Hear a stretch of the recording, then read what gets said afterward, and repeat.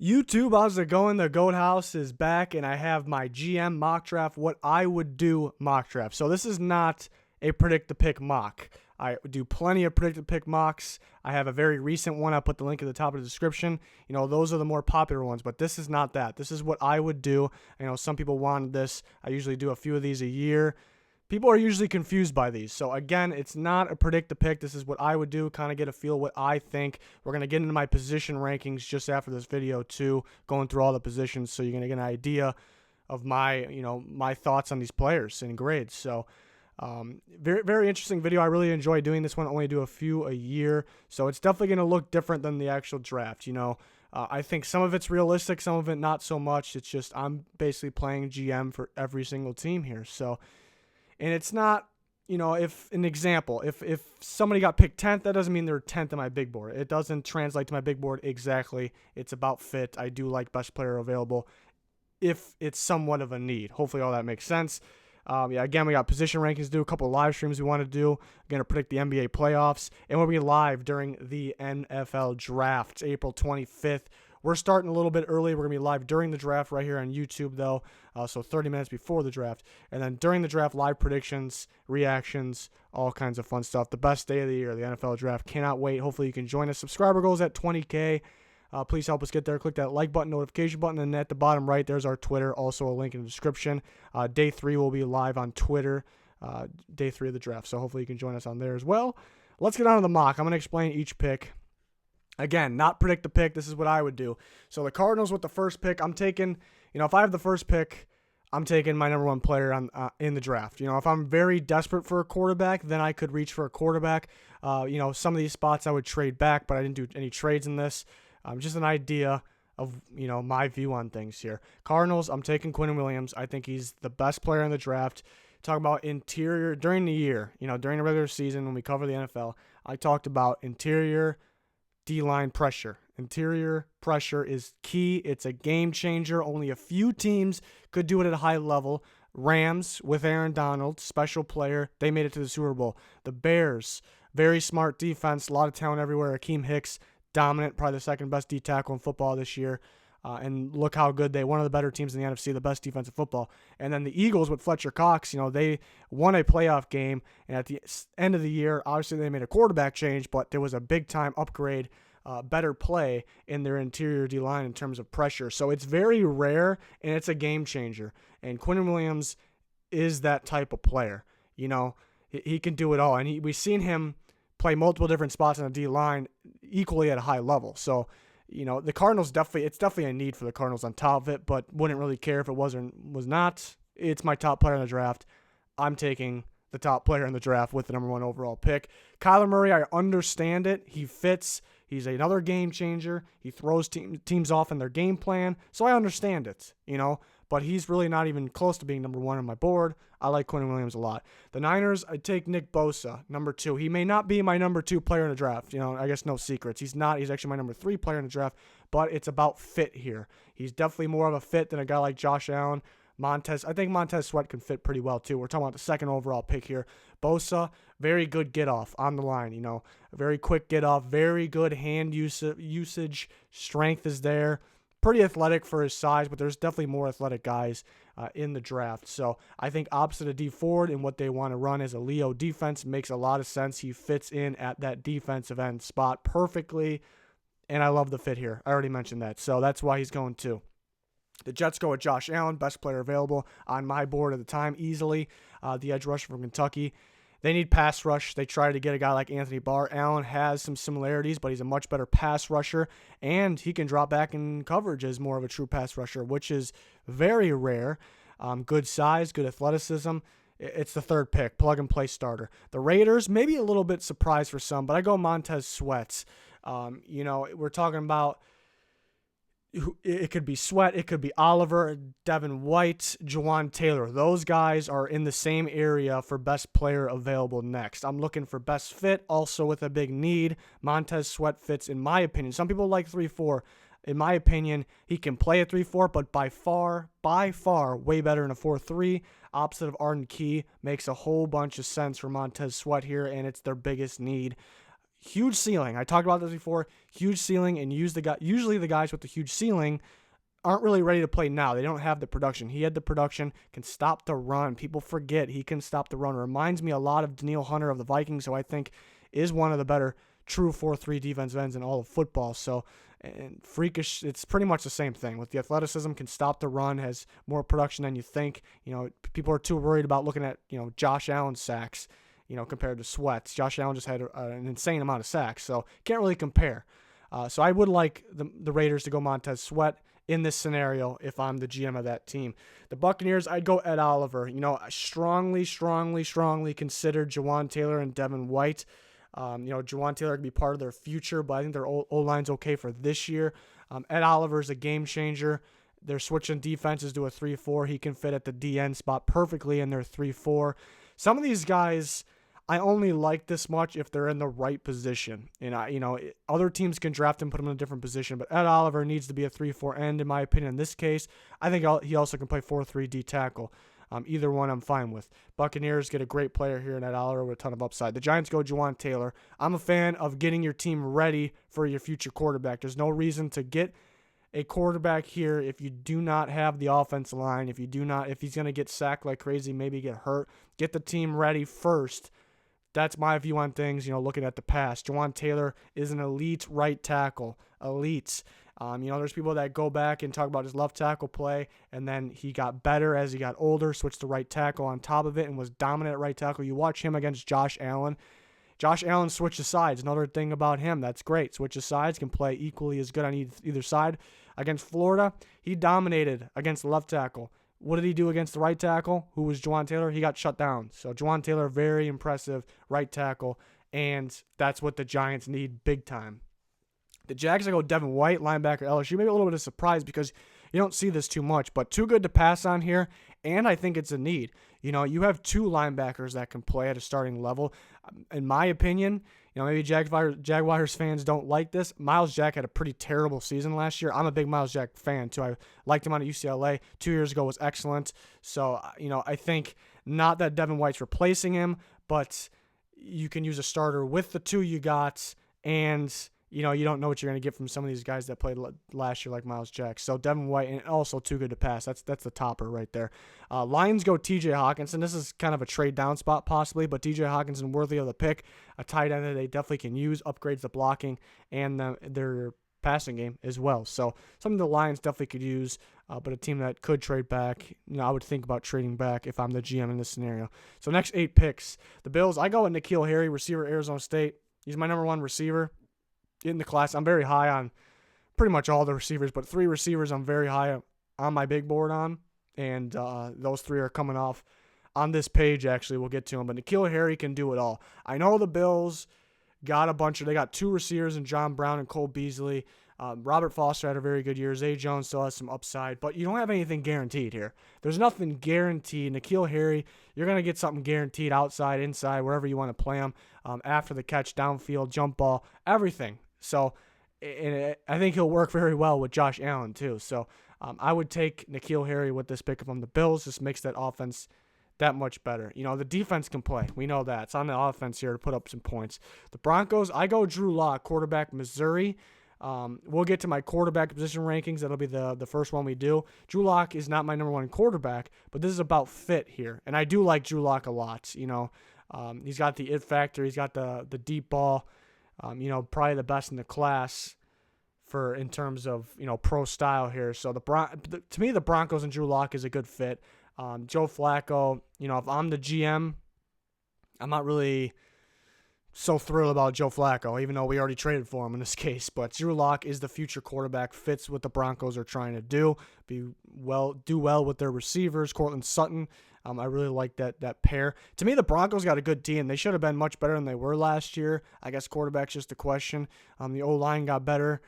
This offseason, you got your running back in Lindsey. You have Royce Freeman, who's a solid backup too. You have the receivers. The defensive side, you got maybe the best defensive coach in the league in Vic Fangio. You have talent everywhere on the defense. Pretty good free agency there too. You can afford to make this pick if you're the Broncos, and if I'm the Broncos.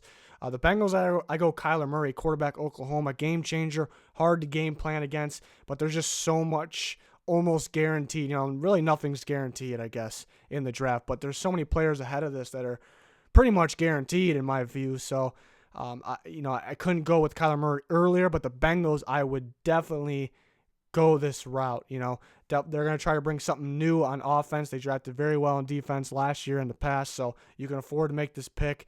And it's just it's a guy that you just really don't want to game plan against, Kyler Murray. Some of the things he does, we'll kind of break him down more in the position rankings, but some of the things he does makes you jump out of your seat. But the question is, will he be able to do those things at the NFL level versus that Big 12 defenses? And keep in mind, he had the best offensive line in the country. So some questions there. The Packers, I go DK Metcalf, wide receiver, Ole Miss.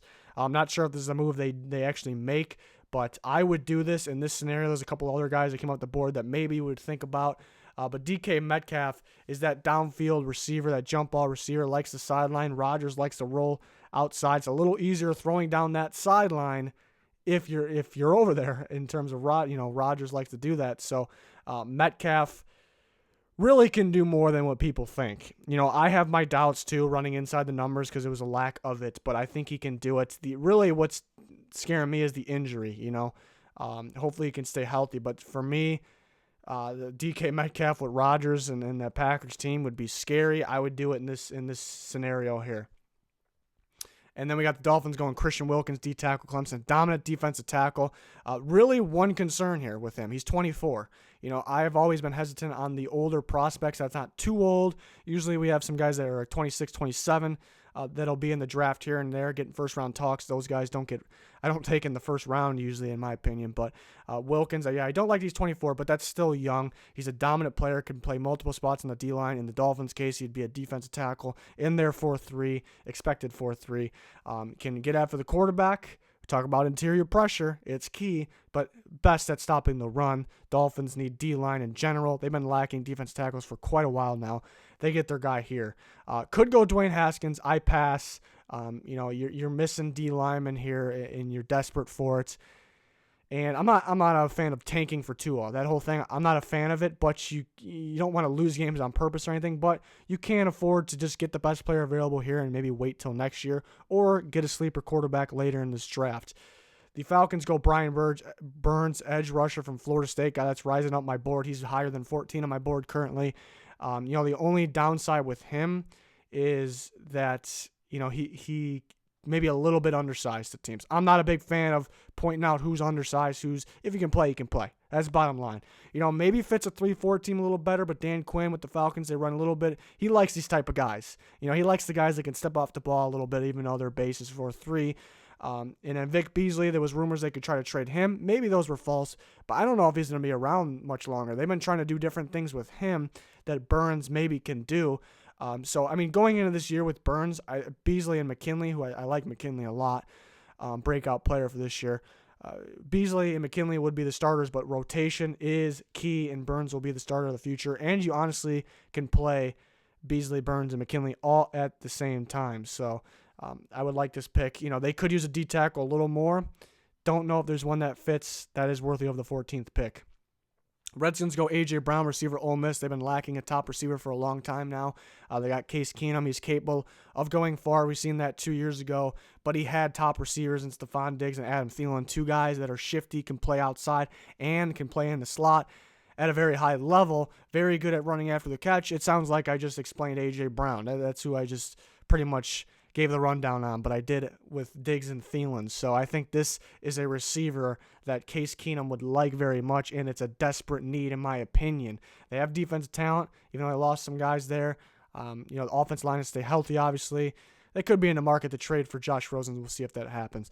Panthers, this was a tough one. Could go with a couple pass rushers. They're desperate for some pass rushers, but also for some offensive line. Looking at Cam Newton, who I'm a Cam Newton guy, and I'm not a Panthers fan, but I think Cam Newton's capable of winning an MVP again, but he needs to be healthy. He was not healthy last season.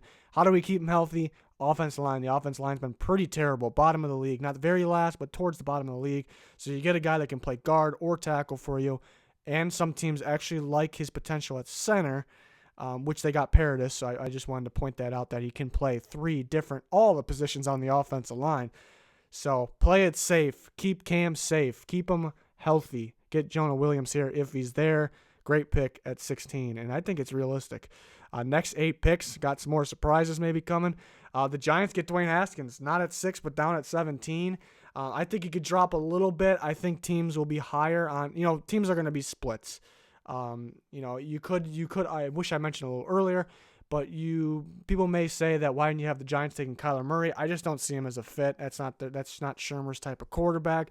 They're going to be higher on Haskins and Locke and maybe Daniel Jones, who I do not have a first round grade on. Now it's just no spoilers there. A little bit of a spoiler actually. He did not have him going in the first round. But Dwayne Haskins, I would like very much at the 17th pick. I worry about him under pressure. Lack of mobility. Even though there's lack of mobility, he does throw very well on the run. Seems to be when he's running to his right.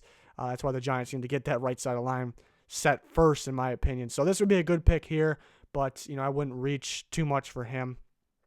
But I do like Haskins. Deep ball is pretty good, pretty accurate. Earlier in the season, wasn't too accurate throwing on the sidelines, though, which is a concern. You know how the scouts like the sideline throws. But I would take him if I'm the GM. I would take him at this point. So maybe this is the surprise here, the Vikings. If Clelin Ferrell's on the board, you have to go with him here. Too good to pass. He fits their defense. I think he only fits a 4-3 in my opinion. That's what the Vikings run. Danielle Hunter's excellent. Everson Griffin, after he came back from a situation, was not good at all last year. So you don't know what you're going to get from him, and it might be his last year in Minnesota. You have some good rotation guys, but those are good rotation guys. And Ferrell is somewhat similar to Everson Griffin, too. So you need your guy for the future opposite of Danielle Hunter, and that's Ferrell. And I know people are going to complain, no linemen. I'm a Vikings fan myself. We need linemen. But in this scenario, Jonah Williams is gone. I strongly considered some other guys. Garrett Bradbury, Cody Ford, Andre Dillard. I just think you can get some good linemen here in the second round, third round, and they brought in Kubiak and Dennison for a reason. They're changing their whole scheme, so maybe their current guys in an easier blocking scheme could be much better. It's very realistic, but you do need some guys. With Ferrell, pass rush, honestly, you could argue it's right there with quarterback, most important things. So to me, Ferrell fits, too good to pass. That's how I roll with things there. The Titans go Rashawn Gary, defensive from Michigan. I don't know if this one will happen. If they do draft him in real life, I'd be a little scared they may put him at outside linebacker. People think he's a pass rusher, and he can get after the quarterback, but he's actually right around here on my big board. Maybe a 17, 18 around there. I think I have him at 18. We'll get to that, but if you can guarantee me he's going to play a 3-4 defensive end, so if I'm the GM here, I'm also deciding where he's going to play in this situation. If he's a 3-4 end, he's top 10 on my board because that's where I think he belongs. So the Titans get him. They play him in this scenario at 3-4 defensive end. I would like it very much. 20, the Steelers go Devin Bush, one that's realistic. Maybe he goes earlier in this, but it's a need. Best player available at the same time. He's much better than 20 on my board. Seahawks go Marquise Brown, receiver, Oklahoma. They don't value the receiver position that much, but adding Brown in this mix will just make this offense that much better. And we don't know what's going on with Doug Baldwin too. And then Russell Wilson, it just makes this offense that much better. Their defense, lacks big names, but the defense played at a high level last year at big moments, So they got to make sure that offense is consistently scoring points. The Ravens go Garrett Bradbury, offensive lineman, NC State. Now, they need a receiver badly. I'm not reaching for one here, which maybe a guy like Hakeem Butler's not too much of a reach, or really not a reach at all, but I don't really know if it's a big-time fit here. I don't really love the fit. Deebo Samuel, I just think maybe a little bit too early. Late first would be okay. But I think they can definitely use another offensive lineman. There was times where Jackson was getting rushed instantly, even on the RPO, the read options and whatnot. There was guys in the backfield instantly from that guard spot, which he's a guy that can play center at a high level too, so you can do multiple things with him, move people around. So definitely upgrades that O-line. The Texans go with Cody Ford, offensive lineman, Oklahoma. They need an O-lineman. Tough to decide between Cody Ford and Andre Dillard. Maybe they're more likely to go Dillard, but they picked up Matt Kalil, nothing to get super excited about, but he's shown that he can play before. Basically what I'm saying is they got a bunch of tackles. They can move Davenport to the right side, or Cody Ford can play on the right side, but he also can play guard. Dillard's more of a true tackle. I think they can honestly use a guy like Cody Ford more. That's my opinion, so that's who I would go with here. Raiders go at Greedy Williams, corner from LSU. Needs to brush up on his technique a bit, but a big-time playmaker, super athletic once he gets the technique down, and once he gets in the NFL defense. he's going to be scary good. He's my number one corner, so I think that's obvious here. So the Raiders definitely need a guy like that. And then the next 8 picks, the last 8 picks I'm doing for this, our predict the pick mocks have 3 rounds usually, so this one just 1 round. Eagles go Andre Dillard, offensive lineman, Washington State. I think somewhat realistic if he's there. I think he fits. They need a left tackle of the future, and that would be Dillard. I think they'll like him a lot. Colts, this was a tough one. You could trade back a little bit. Hakeem Butler, I think, will fit. I think he's a better version of Funchess, who they only got on 1 year, but they can use both, obviously. The only downside about Butler is, he had some random drops, ones that you think he should catch, but then he'll make some spectacular catches. So, red zone threat, downfield threat, you don't see a guy like this every day, too. 6'5", runs a 4.48, can run routes, can get open. So, to me, he's a late first-round receiver. The Colts definitely can use that. Raiders go Noah Fant, which I think is realistic as well, the tight end from Iowa. They need a tight end, and there's a dangerous one, a dangerous one that can run downfield, very good after the catch. Chargers, Jerry Tillery, another one I think is somewhat realistic. Maybe they'll be more of a fan of Dexter Lawrence here, possibly, but to me, they need, not that Tillery's better than Lawrence, hard to compare because they're 2 totally different D linemen, but what I think they need is more of the athletic, a guy that can get after the quarterback, right inside of Melvin Ingram. They haven't really had that, and I think that's something they should go for, and that's Tillery. The Chiefs go with Taylor Rapp, safety in Washington. My number one safety, a little bit concerning with the 4.7 40 at the pro day, but on tape, he's still the best safety in my eyes. Very instinctive, can play multiple spots, can play in the box. Pairing him with Matthew, which I think will be somewhat of an interchangeable safety duo. You're looking at both guys can play multiple spots. Matthew can play free, can play strong, can play in a slot. I would like it very much. They could go corner here. I think Rapp is, I know Rapp is higher on my board than any of the corners, so I go at Rapp here. Packers go Dalton Risner, offensive lineman, Kansas State guy that can play tackle, guard. Hasn't really gave up too many pressures in his career, which is impressive. Packers need another offensive lineman. If they went today with their current offensive lineman, they would be okay. They got a couple guys that can get hurt, a couple guys that are getting up there in age, and then no depth at all. So Risner, I think, would start right away. Packers are very smart, making sure they have the correct offensive line in place. So I think something they would do, but I would do at the same time here at pick 30. 31, the Rams go Ja'Kai Polite, edge rusher from Florida. He's still a first-round grade, in my opinion. Got hurt the combine and the pro day. Wish he would have worked out a little better on the slight, chances he got. And then didn't really do too well in the meeting. So I wasn't in the meeting, so I don't know what happened. But in terms of my grade, he has elite traits. He's up there for the pass rushers. He's right there with guys like Brian Burns. Needs to work on the run stopping better, though. That's why he's not as high on my board as guys like that. And, the character concerns, slight, I'd say. It's not like he's getting in trouble off the field at the moment. But the Rams were apparently a team that liked him, too, but that really has nothing to do with that because I'm the GM in this scenario. They need another pass rusher. Fowler, you don't know what you're going to get. It's also a one-year deal. And Matthews really didn't have a good year last year, but he can produce. But I'm getting a guy for the future and a guy that can play right away. You have pass rush on your D-line. You have that interior pass rush with Aaron Donald. Let's get that outside pass rush here. And the Patriots, too good to pass. Dexter Lawrence is higher on my board than 32. I just didn't have him going yet. He can play the nose on the 3-4, but he also can play in the 4-3-2. Just too good to pass. Patriots need a receiver, need a tight end, but they need a D-line. They need a couple D-linemen as well. Again, I said it multiple times, but it's just too good to pass and can help your team right away. Elite run stopper. Elite. Maybe the best, and Quinnen Williams is probably the best. Dexter Lawrence is the second best run stopper in the class in terms of interior D-line. And then, you wish you can get up the quarterback a little bit, but, it's something you can get out of him eventually here with some time. But elite run stopper. Too good to pass for the Patriots at this point. So that's my GM mock. Again, it was not a predict to pick. It's what I would do. So hopefully everyone understands. I know most people prefer the predict to picks. We had plenty of those. We had a recent one. Again, link in the description for that. And we're going to do another one with trades coming up. All types of different mocks coming out. Trying to get the other Goat House members involved. So a lot to do still. Got to get to our position rankings, and then we'll be live during the NFL draft. Cannot wait for that. Hopefully you can join us. Follow our Twitter for updates. But that's going to do it for this one. Thanks, everyone, for watching. Goodbye.